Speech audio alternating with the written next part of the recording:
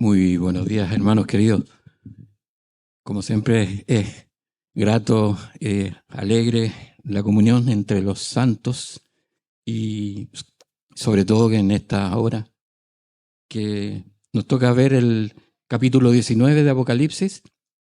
Es un capítulo que habla de la segunda venida de nuestro Señor Jesucristo y no sé si se recuerdan, antiguamente, los años 60, 70, yo me acuerdo, íbamos al Cajón del Maipo y siempre veía una piedra gigante que decía Cristo viene. Y así había en distintos lugares. Había en las murallas, se pintaba mucho eso. Hoy día no es común ver eso. Cristo viene normalmente es como una idea un poco alejada de la realidad de las personas hoy en día. Y por eso es tan importante que podamos repasar, revisar, meditar en esta palabra que el Señor nos ha regalado. Pues este es un regalo para su iglesia. Y Chile obviamente era un país mucho más cristiano en ese sentido. Este país ha sido vulnerado en muchas cosas. Vemos que la honestidad, el honor, ciertas cosas, ciertos valores que antiguamente eran parte de nuestra vida diaria, hoy día vemos solamente escándalos y corrupción. Por eso es importante, hermanos, que podamos ver estas cosas que están en el diario vivir, cuál es la realidad del mundo y cuál es nuestra realidad delante del Señor. Y siempre las personas preguntan, oye, pero ¿por qué Dios permite todo este mal? ¿Por qué Dios permite las guerras, estos genocidios o estas muertes, las hambres? ¿Y por qué Dios no termina con todo esto de una vez por todas? Y la palabra del Señor dice que, aquí lo dice que esto sí se va a terminar. Esto sí va a terminar. No va a seguir para siempre. Este mundo y este sistema que conocemos no va a seguir para todo el tiempo, por los tiempos. También vemos que los tiempos están cumplidos. Ya vimos en los otros capítulos que estamos terminando el sexto día, desde Adán a nuestros días, son 6.000 años, 6 días. Vimos que en los capítulos anteriores hemos visto que esto lo podíamos sacar de las genealogías, desde Adán hasta Abraham, y así. ¿Y por qué así el Señor y Dios no dejó al mundo perfecto desde el principio? ¿Por qué permitió Dios que esto no fuera perfecto desde un principio? Y ciertamente el mundo, hermanos, el mundo es perfecto. Desde el principio, siempre ha sido perfecto. Solo que en la perfección de Dios está la libertad de elección. En esa perfección tenemos la libertad de elección. No podría ser perfecto si estás obligado a vivir en este mundo perfecto. Por tanto, siempre ha estado esta elección a elegir del hombre. Siempre. El hombre ha sido libre para elegir vivir con Dios o sin Dios. Desde aquel ángel, en Isaías 14:13, que dice: tú que decías en tu corazón, subiré al cielo en lo alto, junto a las estrellas de Dios, levantaré mi trono, y en el monte del testimonio me sentaré a los lados del norte. Sobre las alturas de las nubes subiré, y seré semejante al Altísimo. Perfecto, mundo perfecto, hecho, pero libre de elegir estar con Dios o ser igual a Dios. Querer ser igual a Dios significa que Dios es Él y yo soy yo, y yo puedo ser mi propio Dios. Este Este concepto es una falsedad, porque fuera de Dios no está la vida. Pues fuera de Dios solo hay falsedad, porque Él es la vida. Él es el que sustenta todo. Y por eso con este pensamiento, dice la palabra, que fue arrastrado junto con Satanás, fue arrastrado a la tercera parte de los ángeles, como lo vimos en Apocalipsis 12. Y aquí vemos, hermanos, que delante de la perfección de Dios, ángeles que fueron hechos perfectos, eligieron rebelarse contra Dios. Lo vimos en Apocalipsis 12, del 7 al 12, que dice: después hubo una gran batalla en el cielo. Miguel y sus ángeles luchaban contra el dragón, y luchaban el dragón y sus ángeles. Pero no prevalecieron, ni se halló ya lugar para ellos en el cielo. Y fue lanzado fuera el gran dragón, la serpiente antigua que se llama Diablo y Satanás, el cual engaña al mundo entero. Fue arrojado a la tierra, y sus ángeles fueron arrojados con él. Entonces oí una gran voz en el cielo que decía: ahora ha venido la salvación, el poder y el reino de nuestro Dios y la autoridad de su Cristo, porque ha sido lanzado fuera el acusador de nuestros hermanos, el que los acusaba delante de nuestro Dios día y noche. Y ellos le han vencido por medio de la sangre del Cordero y de la palabra del testimonio de ellos, y menospreciaron sus vidas hasta la muerte. Por lo cual, alegraos, cielos, y los que moráis en ellos. Ay de los moradores de la tierra y del mar, porque el diablo ha descendido a vosotros con gran ira, sabiendo que tiene poco tiempo. Aquí nos muestra la palabra que hay dos tipos de personas que estaremos. Una con Dios, alegrando en el cielo, y otros hay de ellos que estarán en la tierra. Porque ese es el momento de la separación y la venida que está dentro de la segunda venida del Señor. Nosotros cada día elegimos creer a Dios o creer a nosotros mismos. Cada día debemos renovar nuestra fe en Cristo. ¿Y por qué? Lo vimos aquí en el libro de Apocalipsis, desde el primer capítulo hasta este capítulo. Vemos que primero está dirigido a su iglesia. Este libro de Apocalipsis está dirigido a su iglesia. Segundo, la iglesia debe considerar las advertencias de esta palabra. Todo esto que estamos viendo son advertencias que están en Apocalipsis para que su iglesia se mantenga en la fe, que es el don del Señor. Y el libro de Apocalipsis, en tercer lugar, es el libro de bendición también para los que escuchan y guardan esta palabra. Lo dice la palabra. Bienaventurados los que escuchan y guardan esta palabra. En cuarto, describe a la iglesia en el cielo, en la gloria celestial, cuando se entrega al Señor Jesucristo toda la autoridad, toda la propiedad para iniciar los juicios. ¿Se recuerdan que se les entregaba a Él, el único que fue digno? Se le entrega el rollo con esos sellos para los juicios. En quinto lugar, se inician los juicios con sellos, trompetas y copas de ira. Se describe a Israel en medio de esta tribulación, se describe a Israel en medio de esta destrucción que hay, una destrucción masiva del hombre impío y también una devastación de la naturaleza creada que está bajo maldición. Recordemos que esto está bajo maldición, la naturaleza hermosa que vemos, creada por Dios, está bajo maldición. Y no nos alcanzamos a imaginar cómo será esta naturaleza si ya es bella, cómo será si no esté bajo maldición. Vemos por medio de figuras la guerra de Satanás en esta tribulación. Vemos las figura de Satanás contra Israel. Desde que se formó Israel hasta estos días, tenemos aquí esta guerra que ha sido permanente hasta el día de hoy.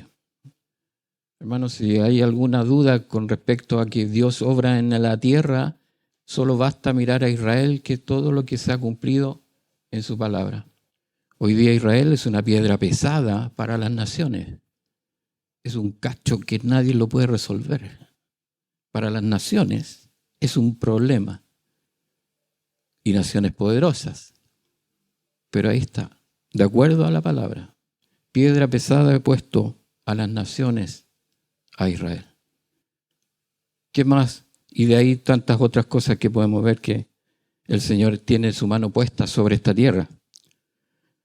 Séptimo, terminada la tribulación, ya vimos en los capítulos anteriores, 18 y 19, la condenación de la gran ramera, que es la religión falsa, y la caída de Babilonia, que es el sistema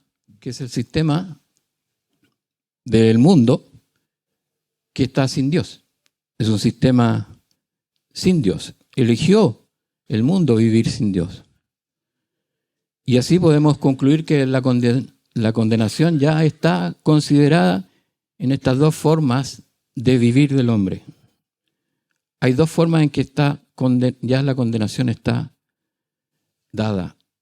Una es vivir del hombre sin Dios, haciéndome igual a Dios, en que el hombre define su propia forma de vivir, en sus propios deseos y términos. Otra es vivir bajo la religión, cuando usando el nombre de Dios, pero llevo y vivo según mis propios anhelos. Estas dos formas las vimos también en escribas y fariseos, las vimos en Iscariote, las vimos en Saúl y así tantos reyes en el Antiguo Testamento, que nombraban a Dios, mencionaban a Dios, pero para sus propios intereses, anhelos y sus propias ideas. Tantos reyes malvados que no hicieron la voluntad de Dios, pero sí vivían de acuerdo a sus propios intereses. Así, terminados los juicios, en este breve resumen de lo que es Apocalipsis, llegamos al capítulo 19. Una vez ejecutados los juicios y condenación al mundo impío, la palabra nos insta a alegrarnos de que los juicios de Dios son justos y verdaderos. Gozarnos que no habrá impunidad para nadie. Hoy vemos tantos hechos de corrupción, vemos en el mundo y en nuestro país tantos hechos de corrupción que no tienen consecuencias, ni siquiera castigo. Y la gente, cuando vemos, hablan en la televisión clamando justicia. Es la petición, y de los últimos que hemos visto escándalos, claman por justicia. En la venida del Señor todo será justo, con vara de hierro. Y así lo vimos en el capítulo anterior, en Apocalipsis 18:20. Alégrate sobre ella, cielo, y vosotros, santos apóstoles y profetas, porque Dios os ha hecho justicia en ella. Alegraos, alegrémonos, gocémonos que esto es así, que la venida del Señor es la que pone término a este mundo de injusticia, y debemos alegrarnos porque nosotros estamos en el Señor. Él nos ha bendecido con esta fe, la cual nos ha traído y nos trae a conformar a su iglesia. Y vamos a ver cómo tan importante es la iglesia. ¿Y cómo empieza este capítulo 19? Empieza en Apocalipsis 19:1, dice: después de esto oí una gran voz de gran multitud en el cielo, que decía: aleluya, salvación y honra y gloria y poder son del Señor Dios nuestro, porque sus juicios son verdaderos y justos, pues ha juzgado a la gran ramera que ha corrompido a la tierra con su fornicación y ha vengado la sangre de sus siervos de la mano de ella. Otra vez dijeron, aleluya, y el humo de ella sube por los siglos de los siglos. Debemos entender que la segunda venida del Señor debemos tomarla con alegría, con gozo. Debemos considerarla con júbilo, porque todo lo anterior, que es producto de la vida del hombre, que hoy día vemos, es sin Dios. Y todo esto será exterminado, ya que solo ha traído dolor, ha traído sufrimiento a la raza humana, y es por lo que vemos hoy día hasta dónde podemos llegar. Esto quedará siempre claro en que el mundo está autodestruyéndose porque no ha considerado a Dios en sus caminos. ¿El mundo puede decir acaso que es un mundo feliz hoy día? Alegrémonos que al fin el Señor ha obrado y terminado con un mundo que vivía separado y lejos del Eterno. Si tú vives separado y apartado de Dios, ciertamente estás en pecado. Por tanto, ciertamente será destruido. Si vives en Dios y separado y apartado del mundo, estás en justicia y en vida eterna. Y así en el versículo 4 dice, y los 24 ancianos y los 4 seres vivientes se postraron en tierra y adoraron a Dios, que estaba sentado en el trono, y decían, amén, aleluya. Aquí nos indica quién es esta gran multitud que decía en los versículos anteriores, que da voces de júbilo. ¿Quiénes son esa gran multitud que da voces de júbilo y dicen amén, aleluya? ¿Es la iglesia, su creación, la creación de Dios? La iglesia, los 4 elementos esenciales, el fuego, tierra, aire, agua. Tierra, la que nos sostiene y de la cual estamos hechos. Nuestro cuerpo está hecho, si lo analizamos químicamente, está hecho de los mismos compuestos de la tierra. Aire, el aire que respiramos, que nos da la vida física. El agua, también es fundamental. Y el fuego, que es el calor, que también nos da vida. Así, esos son la gran multitud que dice aquí que se debe alegrar su iglesia. En el versículo 5 dice, y salió del trono una voz que decía, alabad a nuestro Dios, todos sus siervos, y los que le teméis, así pequeños como grandes. ¿Por qué se hace esta diferencia entre pequeños y grandes si son todos siervos?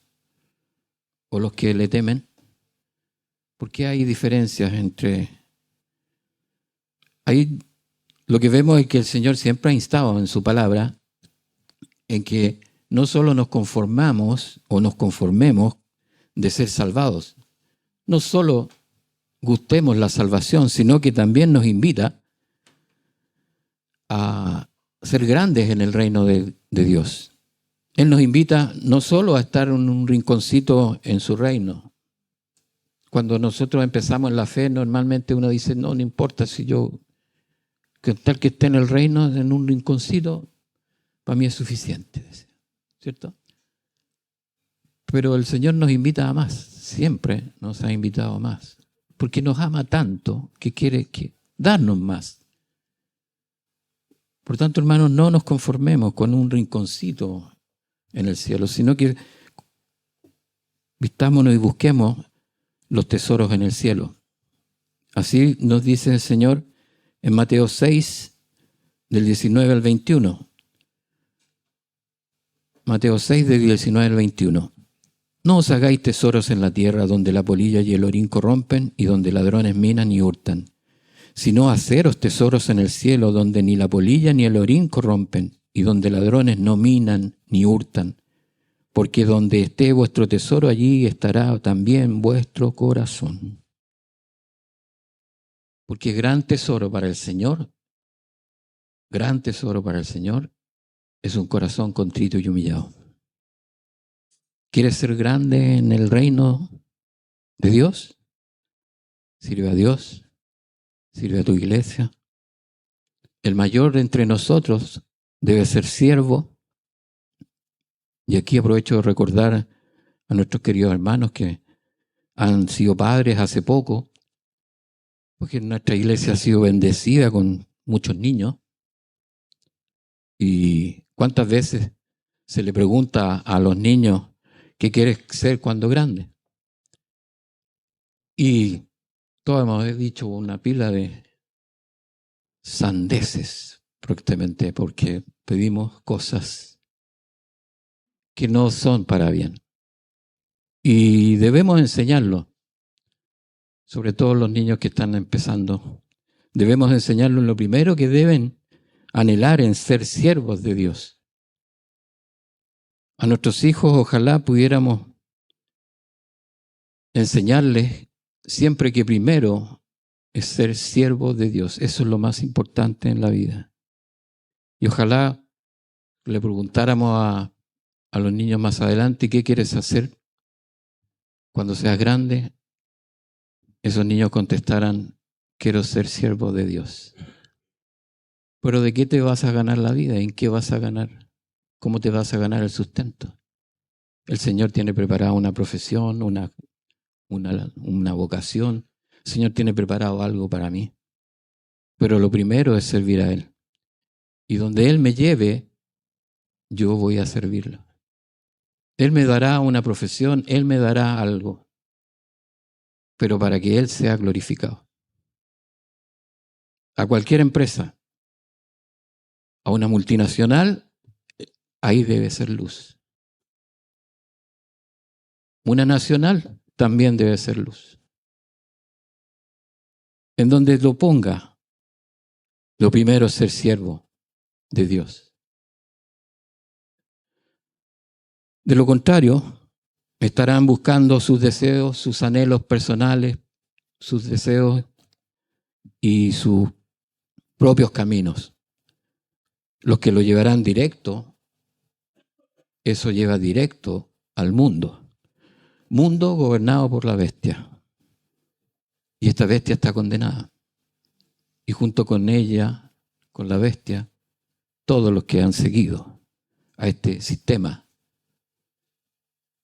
que funciona como una bestia, que traga, que explota, que mantiene esclavizado a muchos en sus sistemas. Y es tan así que vemos hoy día el mayor negocio es el narcotráfico. Porque la gente está esclavizada a algo de escapatoria, de alivio, de buscar un alivio a una vida totalmente esclavizada. Por eso es tan importante que desde pequeños los niños les enseñemos a ser siervos de Dios. Y esto sea parte de su carácter en la vida. En el versículo 6 dice, y oí como la voz de una gran multitud, como el estruendo de muchas aguas y como la voz de grandes truenos que decía, aleluya, porque el Señor nuestro Dios Todopoderoso reina.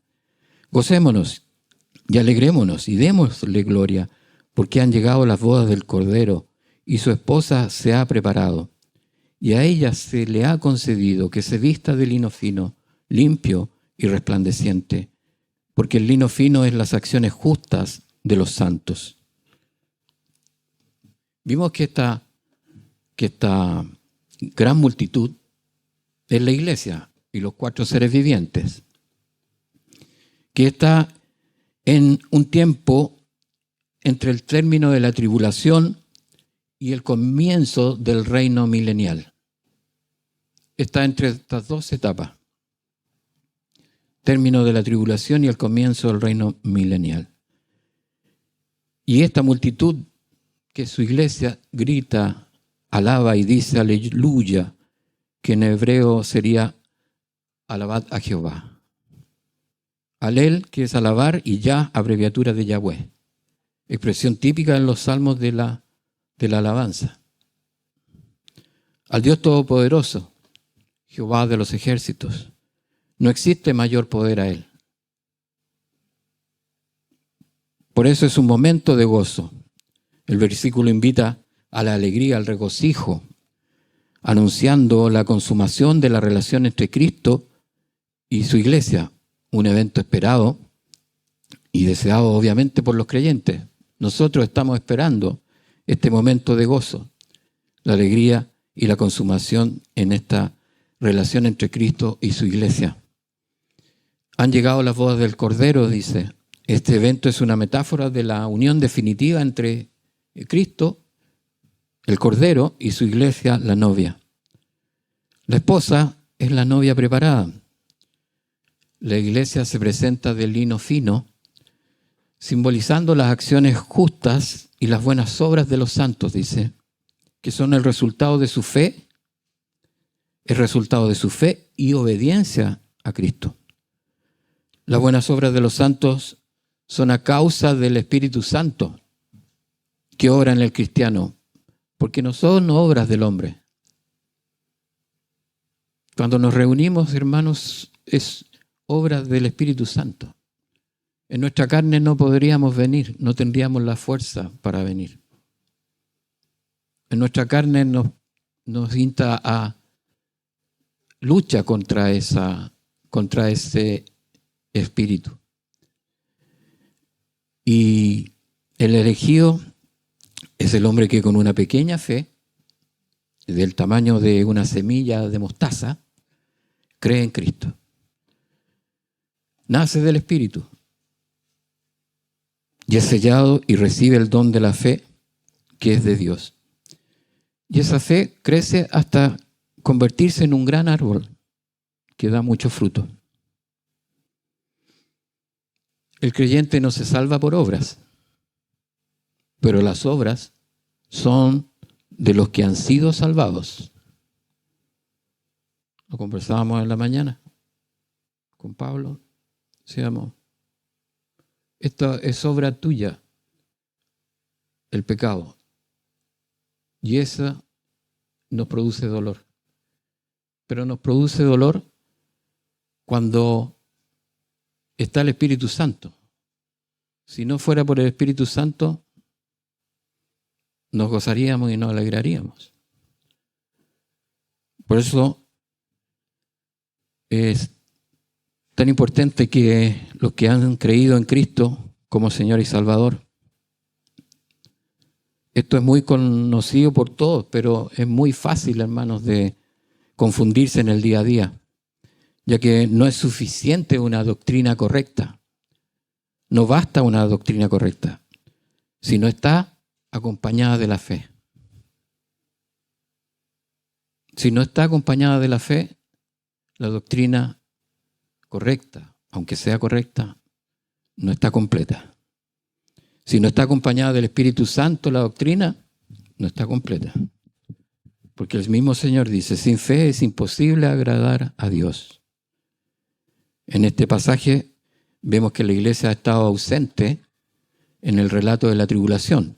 Vimos que desde el capítulo 5-6 ya la iglesia no se menciona, solo se habla de los juicios, de los sellos, de las copas de ira, se habla de Israel en medio de esto, y la iglesia no se menciona, hasta que llegamos al capítulo 19. Y aquí vuelve a aparecer en escena la iglesia. Vemos a la iglesia que ha estado ausente en el relato de la tribulación terrenal, debido a su posición celestial, la posición celestial de la iglesia. Recordemos cuando el Señor le dijo a Abraham, te multiplicaré como las estrellas en el cielo, refiriéndose a la iglesia, y como la arena en el mar, refiriéndose a Israel en la tierra.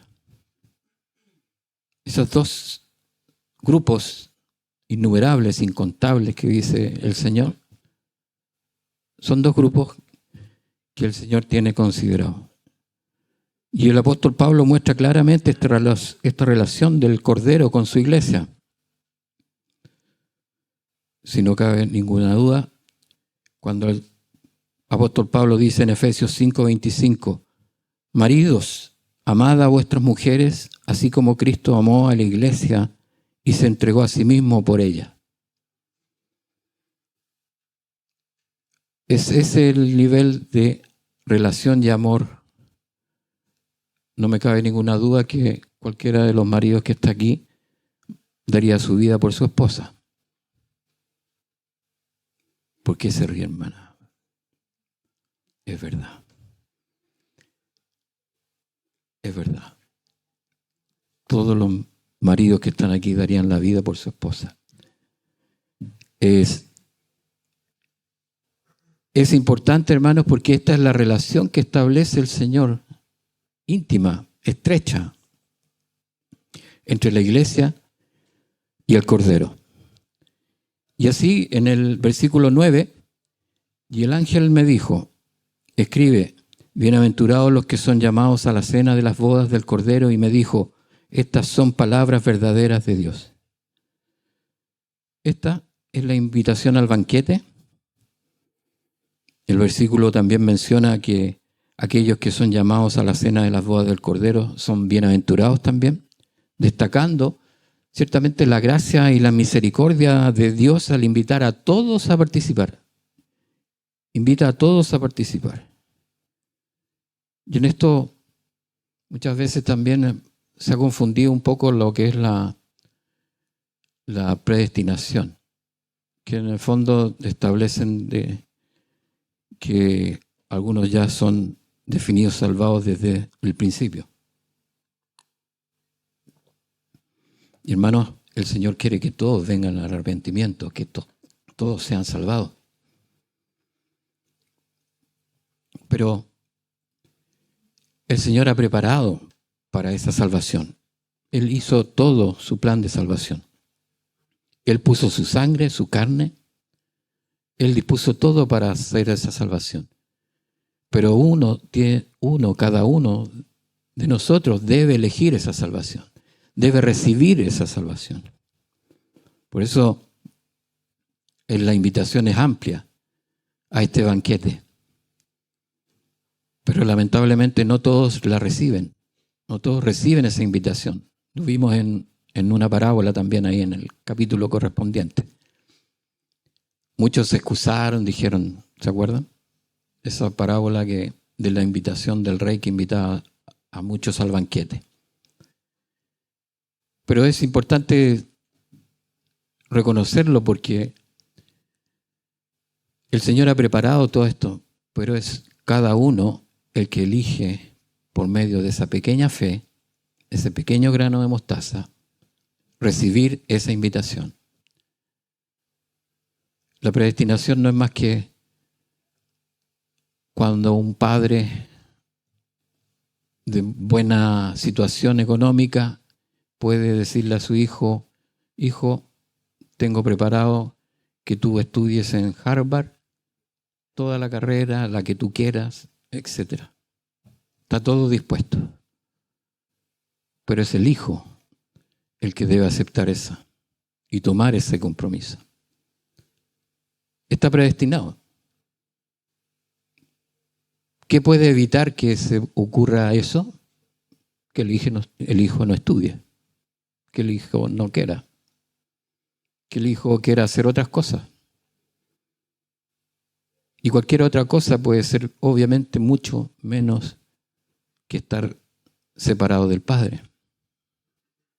Lo vimos en el hijo pródigo. Entonces, muchas veces se confunde que a veces pareciera que el que está salvado es porque ya fue salvado y ya, sí, es en la gracia de Dios. Pero cada uno debe elegir recibir cada día esa salvación. Darle gracias al Señor. Cada día debemos elegir recibirlo a Él. En la cena de las bodas, es presentada la esposa como la amiga del esposo que no están en el cielo, sino en la tierra. Esto se refiere a que en la cena la esposa es presentada como tal a los amigos del esposo que no están en el cielo, sino en la tierra. Aquí, ya que el esposo desciende con la esposa de los lugares celestiales a la tierra, como se detalla más adelante, en los capítulos siguientes. Y el acontecimiento de la cena de las bodas involucra a Israel y a las naciones salvas que están en la tierra en la segunda venida de Jesucristo. Así, la festividad de la cena de las bodas tiene que extenderse necesariamente al reino milenial. Eso también lo podremos más entender en el siguiente capítulo con más detalle, por efectos de que en ese capítulo hablamos de que se termina un periodo que es las bodas del Cordero y viene el reino milenial. Y así, en el versículo 10, yo me postré a sus pies para adorarle, y él me dijo: mira, no lo hagas, yo soy consiervo tuyo y de tus hermanos que retienen el testimonio de Jesús. Adora a Dios, porque el testimonio de Jesús es el espíritu de la profecía. Una vez más, la palabra nos muestra que hay solo uno digno de adoración, solo a Dios. Y una adoración en espíritu y en verdad es solo por retener el testimonio de Jesús, el Señor. Sabemos y hacemos bien si tenemos y retenemos el testimonio de nuestro Señor Jesucristo. ¿Cómo retenemos un testimonio y una relación, una comunión profunda y permanente con Cristo? La respuesta ciertamente la veremos dependiendo a quién estamos adorando. ¿Quién está en el primer lugar de tu vida? ¿Quién es el primero, el que ocupa el primer lugar en todos tus asuntos, pensamientos, anhelos, sentimientos? Solo los que tienen en primer lugar a Cristo son los llamados a las bodas del Cordero.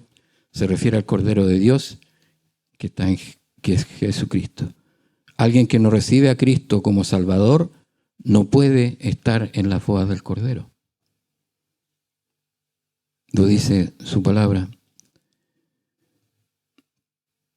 Y así llegamos al versículo 11 y dice: el jinete del caballo blanco. Entonces vi el cielo abierto y aquí un caballo blanco, y el que lo montaba se llamaba Fiel y Verdadero, y con justicia juzga y pelea. Así vimos en los capítulos anteriores que el Señor vino en su primera venida. Él vino como el Cordero. También vimos en los capítulos anteriores que sobre la tierra también vinieron la abertura de los sellos, como dijo el Señor: guerras, hambres, pestes, terremotos. Con las trompetas y copas llegaron las plagas y terremotos también, con destrucción de la naturaleza y tortura a los hombres. Los hombres también eran torturados con muchas plagas. Como en toda guerra, primero se establece el ataque aéreo y el bombardeo. Como toda guerra que hemos visto, primero viene un ataque. Hoy día son ataques aéreos con misiles, y después, para tomar, ciertamente necesita la infantería. Viene la segunda etapa, que es a través de la infantería. Ahí vienen los carros de guerra, tanques. Esa es la estrategia normal de una guerra. Y esto es lo que podemos ver también aquí. Cuando empiezan las plagas, los terremotos, primero se hace una destrucción masiva de todo lo que más se pueda aminorar, atenuar, que esté en el adversario y posteriormente avanza la infantería a tomar posesión de toda esta tierra a la que se ha de invadir. Debemos ver que toda esta destrucción es necesaria. Como en la natural, sabemos muchas veces que para destruir un cáncer hay que usar la quimioterapia, que es destrucción de todo lo malo, de todas las células que están en mal estado. Así debemos entender que esta destrucción es necesaria para extirpar toda esta, digamos, corrupción de lo que está en esa tierra que se ha de invadir.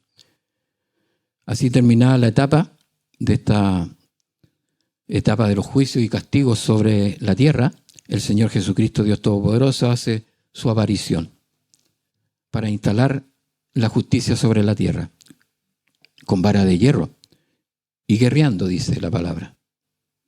Él viene guerreando.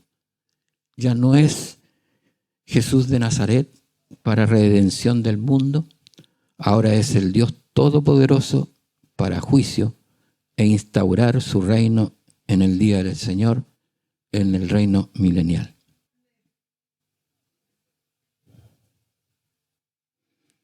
En el versículo 12 vemos, versículo 12 dice, sus ojos eran como llamas de fuego y había en su cabeza muchas diademas.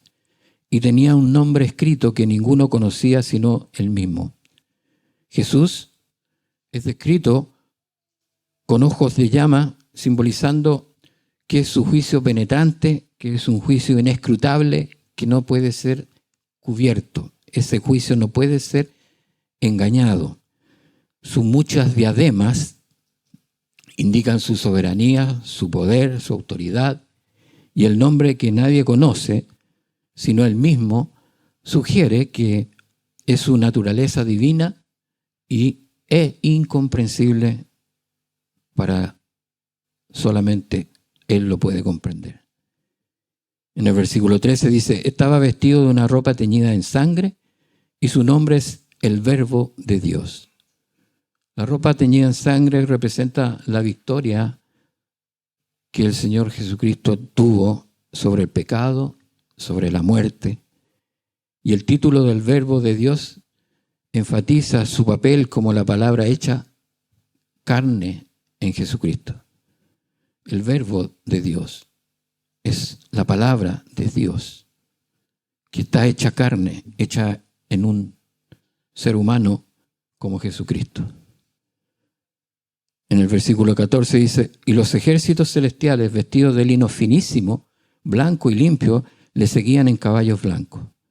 Los ejércitos celestiales vestidos de lino blanco y limpio son las fuerzas espirituales que acompañan a Cristo en su regreso triunfal. Y en el versículo 15 dice, de su boca sale una espada aguda para herir con ella a las naciones. Y él las regirá con vara de hierro, y él pisa el lagar del vino del furor y de la ira del Dios Todopoderoso. La espada que sale de su boca simboliza la palabra de Dios que actúa como juicio y destrucción para los enemigos de Cristo. El lagar del vino del furor, de la ira de Dios, representa el juicio divino sobre la maldad. Este lagar es el que representa cómo Dios destruye con su juicio toda la maldad. ¿Nos alegramos de que la maldad sea destruida? ¿Nos alegramos de que este tiempo tenga que y ya esté preparado? Versículo 16 dice, y en su vestidura y en su muslo tiene escrito este nombre, Rey de Reyes y Señor de Señores. La inscripción Rey de Reyes y Señor de Señores es su manto, y en su manto y en su muslo confirman su posición suprema y universal. no es solo sobre la tierra, es sobre todo universo. Versículo 17, y vi un ángel que estaba en pie en el sol y clamó a gran voz, diciendo a todas las aves que vuelan en medio del cielo, venid y congregaos a la gran cena de Dios. 18, para que comáis carnes de reyes y de capitanes y carnes de fuertes, carnes de caballos y de sus jinetes, y carnes de todos, libres y esclavos, pequeños y grandes. Un ángel invita a las aves de rapiña a reunirse para la cena de Dios, donde comerán los cuerpos de los reyes, capitanes, valientes, caballos y jinetes, simbolizando la derrota total de las fuerzas del mal. Esto simboliza que es la destrucción final. En el versículo 19 al 21 dice, y vi a la bestia, a los reyes de la tierra y a sus ejércitos reunidos para guerrear contra el que montaba el caballo y contra su ejército. Y la bestia fue apresada y con ella el falso profeta que había hecho delante de ella las señales con las cuales había engañado a los que recibieron la marca de la bestia y habían adorado su imagen. Estos dos fueron lanzados vivos dentro de un lago de fuego que arde con azufre. Y los demás fueron muertos con la espada que salía de la boca del que montaba el caballo, y todas las aves se saciaron de las carnes de ellos. La bestia y el falso profeta son apresados y también son arrojados al lago de fuego, mientras que los demás enemigos son aniquilados por la espada de Cristo. Este pasaje marca el fin de la oposición a Dios. El fin de esa opción, esa elección de vivir sin Dios y el establecimiento de su reino eterno. Así, resumiendo, hermanos, este capítulo vemos que los creyentes en Cristo debemos estar alegres, gozarnos que el tiempo de este mundo está ya determinado a su término, que Dios cumple su justicia y su juicio y nada queda impune delante de Él, que los creyentes solo debemos creer y dejar que su Santo Espíritu nos guíe por esta vida que está pronta a la eternidad. Nuestra vida está pronta ya a ser parte en la eternidad. Que pronto la iglesia estará en el cielo, en las bodas del Cordero. Y después de las bodas del Cordero, el Señor viene con su ejército celestial y esposa, la iglesia, a instaurar su reino milenial y en la tierra. Estos son motivos suficientes para alegrarnos, que somos hijos de Dios, que somos creyentes, que nuestra vida está a un paso de la vida eterna. Y así en el próximo capítulo, a esta misma hora y en este mismo lugar, como decía nuestro querido, veremos cómo se inicia este reino de los 1000 años. Vamos a ver en el próximo capítulo ya cómo, instaurado el reino de Dios y tomado posesión en la tierra, nuestro Señor Jesucristo junto a su iglesia, vamos a ver cómo se inicia este reino milenial. ¿Oramos, hermanos? Padre amado, Padre nuestro, te damos tantas gracias que tu Santo Espíritu nos guía, nos guarda, y tu Santo Espíritu hace crecer esa fe que has puesto en nosotros, Señor, que nosotros recibimos y que entregamos a ti, porque tú haces de esta fe crecer como un árbol desde una pequeña semilla que fue la que pusimos nosotros. Tú harás grande un árbol que dará mucho fruto. Te ruego por mis hermanos que esta palabra que tú has dado, Señor, a tu iglesia sea limpiando a tu iglesia de toda maldad, enfermedad o iniquidad. Mas sea llena, Señor, tu iglesia de tu Santo Espíritu y de la fe que es don de Dios, para gloria del Padre, gloria del Hijo y gloria del Espíritu Santo. En el nombre de Cristo Jesús, nuestro Señor. Amén. Amén. Bendiciones, hermano.